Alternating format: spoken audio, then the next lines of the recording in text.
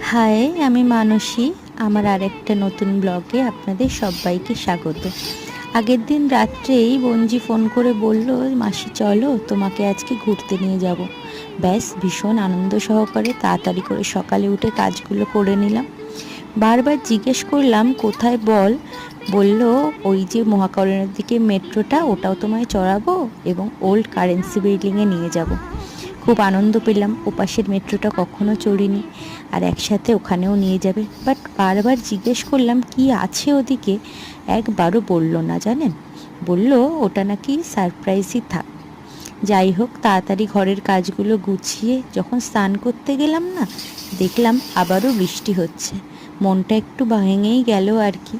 Phone করে বলল মাসি যা হয় হোক আজকে বেরোবো, কিন্তু কথা মতো বেরোলাম এবং গেলামও, যেটা নেক্সট ভিডিওতে তোমাদের সাথে শেয়ার করব। তাহলে আর কি, টাটা।